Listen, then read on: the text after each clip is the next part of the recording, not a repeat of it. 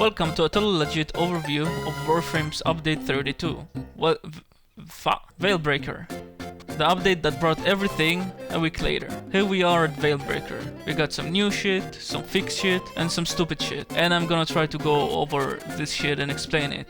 There's a lot of shit. So we got a new quest called Veilbreaker, which is the continuation of the new Wars and Armor story. You can say that this is the start of Warframe's second story arc. After you complete the quest, there is a weekly garrison where you can help Cal and get rewards like the new weapons, new mods which are fucking busted as hell, and the 50th Warframe in Warframe, Stanax, who is also pretty busted. So Stanax is the new frame, which honestly, holy fuck, this guy is fun. He's also really strong, and let's be honest, he's just Warframe's version of Pantheon. He will get his own guide eventually. The mods are fucking weird, man. Like, they're basically the regular Warframe mods that we use, but like, look at this. 55 ability duration, which is just prime continuity, but abilities that deal toxin apply corrosive procs. Are you fucking serious? It's like this mod was made specifically to buff Seren, Nidus, and especially Lavos. Like, what the fuck is this? Sudden effects from heat are applied twice. Man, I wonder who's gonna use this mod. Needless to say, these mods are just really good, so you should probably like try to focus on getting on them in this update. You can also customize Cal, which is kinda nice. After the quest, you also unlock ARCHON hunts. Remember these guys from the new war? Yeah, so now they're way fucking stronger than they were in the new war, which also sucks. So the ARCHON hunts are basically weekly sorties, but you always end them with an ARCHON fight, which is so fucking hard, and it's just not worth it to solo it. Mostly because they have damage reduction, as in attenuation, and you also instantly die, like in the arbitration, so you have to do it in a squad. You can solo them, but it's gonna require stuff like the new void weapons and either subsuming stuff or using specific frames like chroma, which actually takes a lot of effort to do. So if you're not in these levels, I'd suggest taking Trinity and going with a squad. If you are in this level, go ahead and just have fun destroying these fuckers, since once you know how they work and how to beat them, they become so fucking easy. D is going to balance these things as we progress with the meta, but honestly, please, either just remove attenuation. Yeah, that's it. Just remove attenuation. After killing this stupid son of a bitch, you will get a regular sword reward and an Archon shard, which you can put on your Warframe in order to give them a permanent buff, so choose your favorite Warframe and do whatever you want. Choose carefully though, since you can only get 2 per week, one from hunts and one from Cal. There are 3 types of shards, each dropping from a different Archon and giving different buffs. It's up to you to choose which ones you want. What's nice is that you can actually take them out if you want to change things. Excalibur, Nova, and Wukong all got Void Shell skins with this update. Stanax also got one on release, and you can get a bundle with all of the alt helmets. Not gonna lie, this is really cool. I actually really like this skin. Portia's deluxe skin finally fucking arrived. Holy shit. We've been waiting for this one for a while, and it looks fucking amazing. It comes with a Tonkor skin and a Throwing Dagger skin in the bundle. The Dagger skin is okay, I guess, but the Tonkor fucking sucks. Not that it looks bad, it's just the Tonkor. Portia looks amazing though, and almost all of her abilities change the way that they look, even the dispensary, and it's really nice. The second part of Tenegon 22 is here, bringing a bunch of cool skins and another fucking whip skin. Oh my god, holy shit guys. There's a bunch of cool stuff here, so if you're into Tenegon, you're in luck. I especially like the Piercing Eye armor set. This pretty much sums up everything that came with the update in terms of new content. I really like what D is doing now with these updates. It didn't bring a lot of things, but I like that the updates are more frequent, even if they're small. It's not a huge update for content because most of the focus went for quality of life changes, which we'll get to right now. So if you don't care about the meta, Warframe buffs and nerfs and things like that, then there's nothing left for you to look forward to. The starter Warframes are receiving a bit of help to bring them up to date. So Excalibur, Mag, and Volt all received some kind of buff, which makes my videos on them slightly irrelevant. His one now selects the next dash target after each slash, so it's easier to get a chain of dashes and you can dash to more units. He now does 100% slash damage with guaranteed slash procs, which is fucking amazing since it actually scales now. The cast speed is increased, which is nice. It can be cancelled by jumping or dodging, and the animations were tweaked a bit. His screen now has no cap on it, so you can hit everyone around you, and it has a guaranteed slash status effect and some animation tweaks. The slash procs makes this a really good ability now since it actually scales, which was the biggest biggest issue before. And the cap removal makes his augment really fucking good now, because you can get even more melee damage. These buffs makes Excalibur way better to play until you get the helmet system. They don't really fix Excalibur's main issue in high levels, which is survivability. If his 3 healed him or gave him life steal, then it will make him really good, but now you still need to subsume his 1 or 3 in order to not die. I do think that subsuming his 1 is a bit better because his 3 can actually give you some benefit if you use the augment.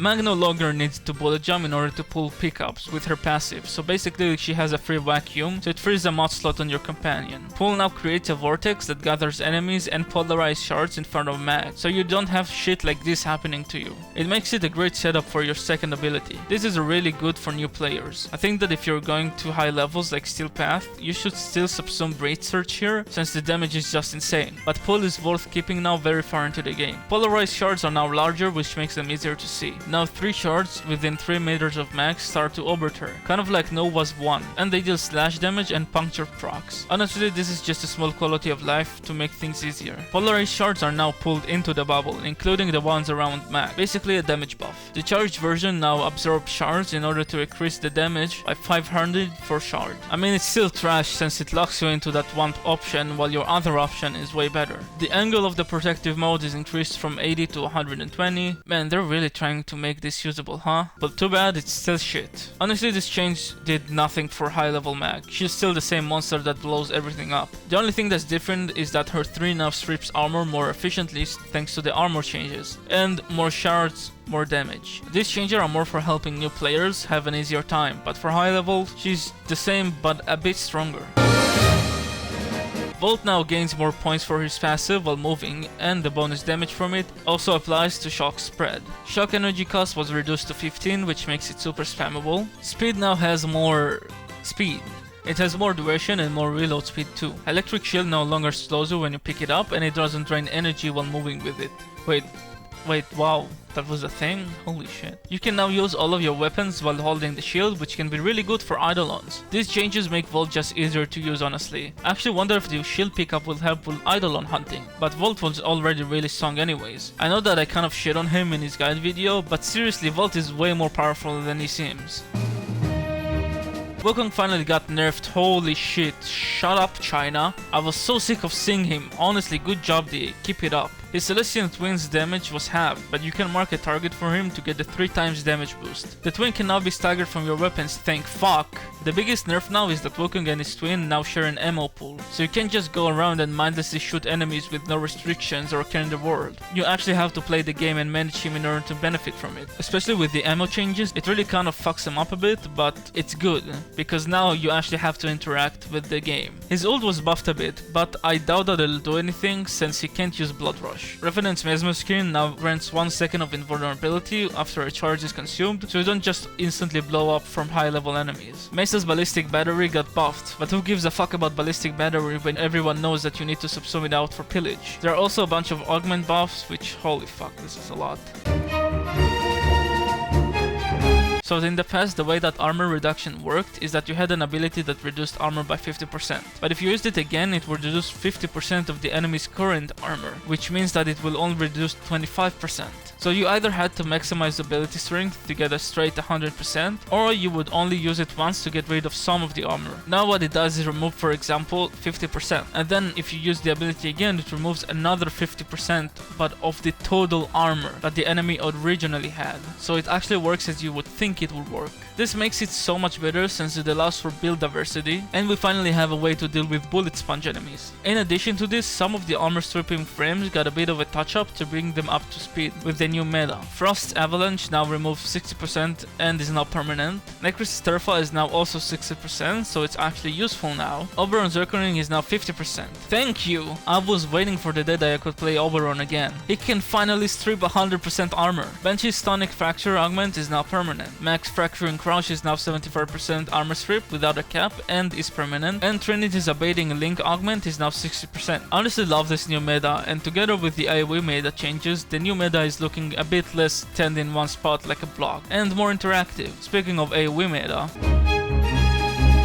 so the AoE meta has been here for a while, but I like where these changes are going. They took the approach of not destroying the good feeling of blasting shit, but more toward think before you blast shit. So let's see what they did. Ammo now has two different types instead of the way too many that we had before. So now we have a primary and secondary ammo. Pretty self-explanatory. The ammo pickups now give you more ammo per pickup, but they appear less often. What this means for regular weapons is that you get more ammo per reload. For AoE weapons, however, since they have a pretty small capacity, and since getting an ammo pickup consumes the entire thing no matter what, you actually get less ammo, and since ammo is less frequent, you actually have to be a bit more mindful and not spend them on every enemies you see. Some of the guns also received ammo overrides, which means that they receive less ammo for pickups, which is actually a great way to balance these weapons. However, it needs to be monitored. There are also general ammo changes to most guns, and the ammo mods also got tweaks to balance them out. Also, since ammo is more scarce, you might actually run out of ammo, so now holster speed is almost instant, which means that gameplay with swapping guns is actually pretty viable. I mean,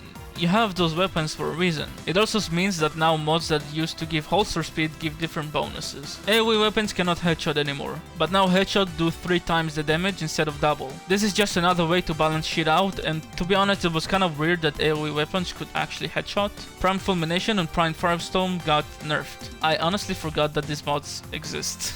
But there you go. So since void features are way too easy, we now have steel path void features, which is basically steel path but with void features. For every relic you crack, you get 1 steel essence. Really? I mean, it's cool and all, but I expected something more like higher drop chance for relic drops or crack more relics at once. It's not bad, it just feels a bit underwhelming. Spear guns are now way more fun because you don't actually have to manually pick them up after throwing. Instead, you could just reload them into your hand, which actually sounds funny as fuck. You don't have to charge for a throw, which is also really nice. Actually makes spear guns a bit more viable.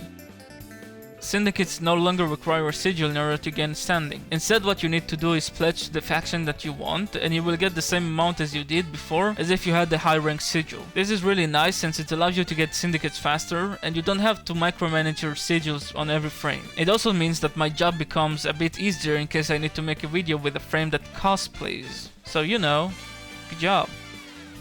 Revens now work like railjack drops. Instead of taking up a slot immediately, you will first need to equip it on a gun in order to unveil the challenge. If you decide to do that, only then the Reven will take up a slot, so all you fucking Reven hoarders can stop bitching now. Probably one of my most favorite changes is to Last Gasp, since now it doesn't drop instantly when you die, but you need to build it up from zero. It gives you a chance to build up the meter before it drops, so it's way less stressful now. There were some solo rail changes, like the junctions, I don't care. And finally, my favorite change is that they finally fixed that annoying fucking delay between going in and out of the operator. Thank you, oh my god, it was so annoying before. I know that it wasn't really their fault, but fuck me, I missed this. Now all we need is to get lightning dash back and we'll be good. Honestly, it was so fun. So yeah, all in all, this update isn't bad. I'm really happy with how the DE team has been handling things, so good job, guys. There are some things that make me want to choke someone, but besides that, the update feels great. It feels like all the shit that we've been dealing with for the past year was actually noticed and fixed. Just please, for the love of God, fix the ARCHONs and bring back lightning dash.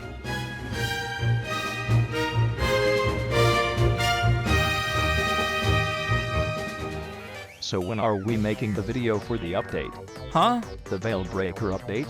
Are you not making a video for it? Dude, shit's over. We literally just finished. Are you kidding? No, we're actually done. Wait, you were in the fucking video. Wait, what? Oh, so that's what it was for. Man, I had some shit to say and everything. Well, go ahead and say it now. Please DE give Xcol survivability. No one cares.